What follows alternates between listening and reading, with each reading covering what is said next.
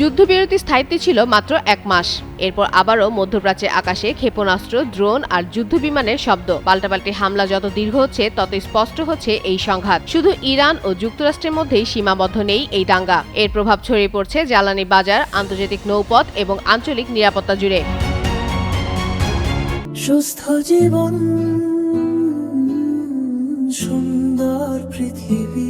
আন্তর্জাতিক বার্তা সংস্থা রয়টার্সের এক বিশেষ প্রতিবেদনে বলা হয়েছে, এমন পরিস্থিতিতেই ইরানের ওপর সামরিক চাপ আরও বাড়িয়েছেন মার্কিন প্রেসিডেন্ট ডোনাল্ড ট্রাম্প। ওয়াশিংটনের লক্ষ্য হরমুজ প্রণালীতে তেহরানের প্রভাব দুর্বল করা এবং কঠোর অবস্থানের মাধ্যমে তাকে আবার আলোচনার টেবিলে ফিরিয়ে আনা। কিন্তু বিশ্লেষকদের মতে অতীতের অভিজ্ঞতা বলছে, সামরিক শক্তি বাড়ালেই ইরান নতি স্বীকার করবে এমন ধারণার ভিত্তি খুবই দুর্বল। প্রতিবেদন অনুযায়ী ট্রাম্প প্রশাসনের ভেতর ইরানের জ্বালানি অবকাঠামো, খার্ক দ্বীপের তেল রপ্তানি কেন্দ্র, গুরুত্বপূর্ণ সেতু এবং গভীর ভূগর্ভস্থ পারমাণবিক সংশ্লিষ্ট স্থাপনায় হামলার সম্ভাবনা নিয়েও আলোচনা হয়েছে। যদিও এসব পদক্ষেপ সংঘাতকে আরও বিস্তৃত করতে পারে বলে সতর্ক করছেন বিশেষজ্ঞরা।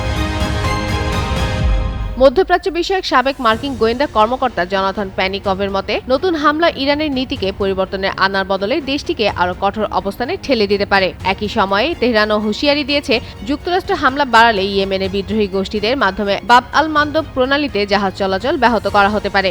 এতে বৈশ্বিক জ্বালানি সরবরাহ নতুন সংকটে পড়ার আশঙ্কা রয়েছে। অন্যদিকে ট্রাম্প প্রশাসনের এক জ্যেষ্ঠ কর্মকর্তা রয়টার্সকে বলেন, প্রেসিডেন্ট এখনও কূটনৈতিক সমাধানকেই অগ্রাধিকার দিচ্ছে, তবে ইরানকে আলোচনায় ফেরাতে সামরিক চাপ অব্যাহত থাকবে। রয়টার্স বলছে, ট্রাম্পের এই কৌশল এখন দ্বিমুখী ঝুঁকির মুখে। একদিকে ইরানকে আরও উস্কে দেওয়ার আশঙ্কা, অন্যদিকে দীর্ঘমেয়াদী সংঘাতে অর্থনৈতিক ও রাজনৈতিক মূল্য। বিশ্লেষকদের মতে চাপ যত বাড়বে, সমঝোতার পথ ততই সংকুচিত হওয়ার আশঙ্কা তৈরি হবে। ফাতেমা ফাতেহ জান, যুগান্তর নিউজ।